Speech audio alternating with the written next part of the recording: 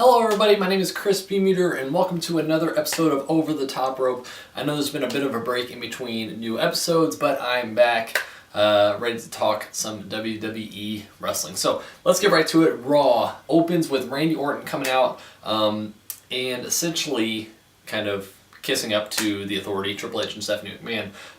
Obviously it wasn't kicked off with that because Betty White and Big Show came out and Betty White was ready to kick some ass. Anyway, so guest host aside, whatever. So Randy Orton came out and kind of said he wants to be the face again. He wants to be on the cereal boxes and on the commercials, all that stuff, whatever. Basically just kind of sucking back up to the Authority. Dean O'Brien comes out and says he wants to challenge Kane. And it's, they said take the night off, whatever, Kane's on leave. So nothing kind of too exciting there. They end up kind of setting up Randy Orton and John Cena to finish off their feud, a feud that's gone for like 8 years, it seems like. And like I've said before, I'm still not that interested in it, and hopefully it's kind of over now. Every once in a while is fine, but it just seems like all the time they just doesn't really do it for me. What really kind of saved the night for me, I guess, I don't know if saved the night, but the top moment of the night, I would say, was the Wyatts and Shield standoff. After the Shield finished their match, they're leaving the ring and the Wyatts music hit. Out they came, and it was just a really kind of slow build up to a match at Elimination Chamber. That's probably going to be my favorite match of the pay-per-view. Something that I just can't get over how awesome Bray Wyatt is, not just on the mic, but just his whole persona. And I didn't even realize it was like Husky Harris or whoever it was, who Bray Wyatt's kind of was originally. Just blew my mind. But I just love his kind of psychological, his promos, and just how kind of, he's one of those bad guys that you're cheering for, kind of like the Joker in The Dark Knight. He seems evil, but at the same time you just want him to be on the screen all the time. Haven't really gotten sick of him yet, or how he kind of does his promos. The Shield I kind of wasn't really big on, and kind of seemed kind of boring to me. They were great in tag matches and they worked really well together. Just something about it just kind of was a turn off. But then with the Wyatts now is really kind of exciting, and I'm really pumped to see that match. I know Roman Reigns is seems like the kind of guy who's going to break away from the pack and probably may turn good guy and kind of be a big guy in the WWE title pictures and stuff like that. But it's nice to have two kind of bad guy fashions going against each other. Normally it's good versus bad. This one's two bad guys, two bad guy groups going at it, and that's something really interesting when you can kind of figure out who you want to cheer for, but they're both meant to be heels, So I really like that. The finishing match, like I said, was John Cena versus Randy Orton. It was what it was. Nothing that really impressed me. Not to take anything away from those guys, but it's kind of gone on for a while now. I kind of get tired of the guys kicking out of finishers, and really a lot of times Cena kicking out of like the guys' finishers and then going on for the win. There's always that he kicks out, he's fighting back, and then just a big momentum move, and he gets his finisher and wins. I have nothing against Cena. I enjoy watching him, but it does kind of get old seeing him win. Go over insurmountable odds and he wins. So I hope they kind of get to change that a little bit. Something that kind of was weird to me was the Dolph Ziggler thing with Del Rio. Not too long ago, Ziggler beat Del Rio for the title.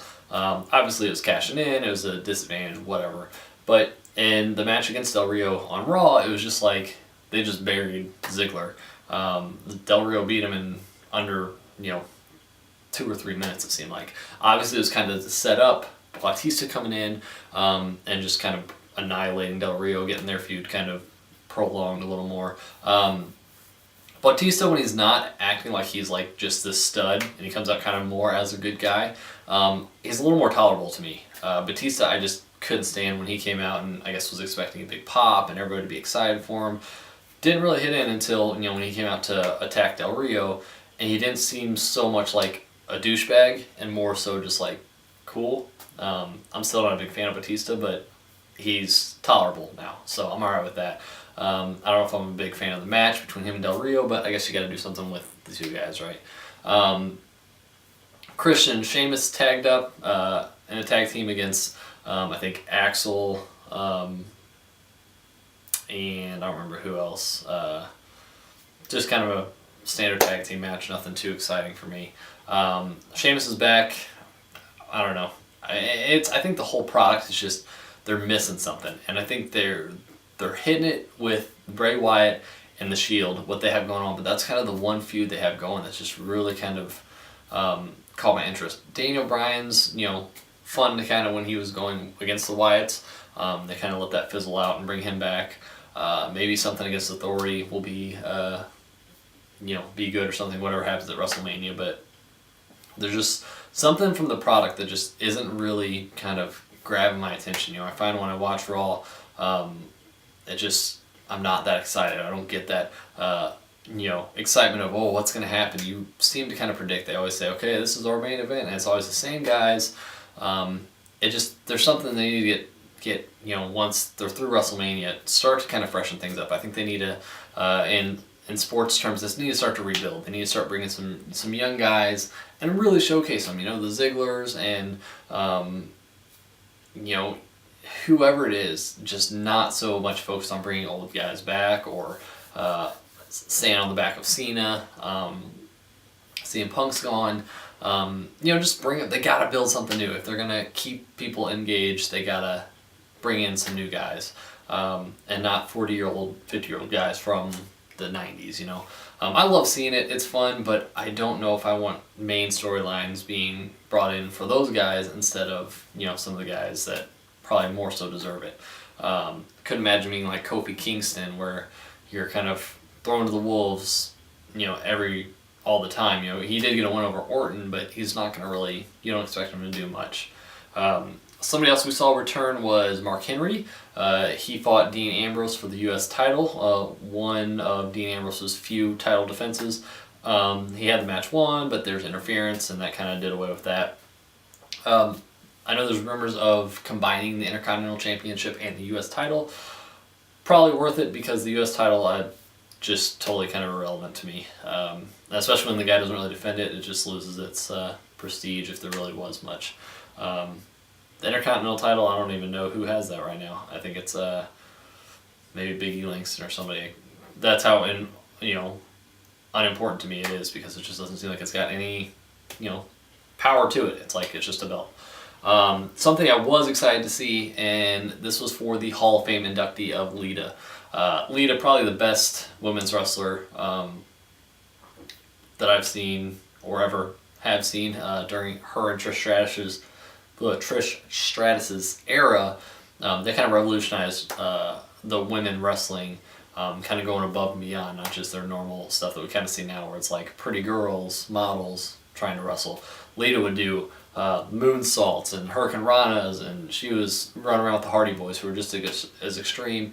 Good to see her get inducted into the Hall of Fame. It looks like it's going to be a pretty good class with her, Jake the Snake, and the Ultimate Warrior so far. So that's going to be running on the WWE Network, it sounds like. Get to see the WWE Hall of Fame, which is awesome. Still planning to get the WWE Network and be able to watch all those old past shows. So Raw overall, it was alright. Again, Bray Wyatt, the Wyatts standing off against the Shield is what really, I enjoyed it. And I'm glad they kind of held it going for, a couple minutes instead of just a quick hi and bye type of thing.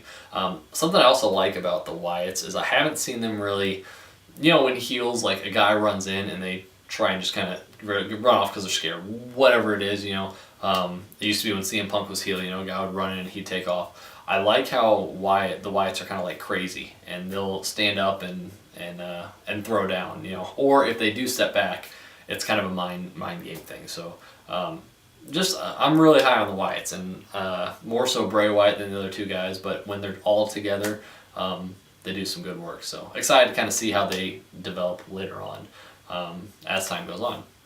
So, what did you think of Raw? What do you think of the WWE product in general? Are you tired of John Cena? Tired of Randy Orton? Tired of the same kind of guys? Who would you suggest kind of be the top runner in WWE? I know Roman Reigns is a big kind of favorite.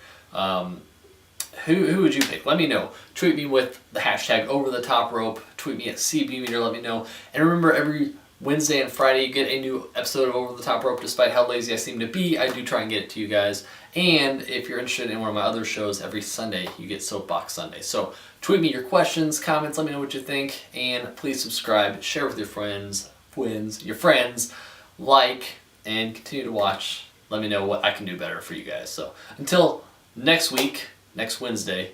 Stay tuned, keep watching Raw, and I appreciate you guys watching. See ya.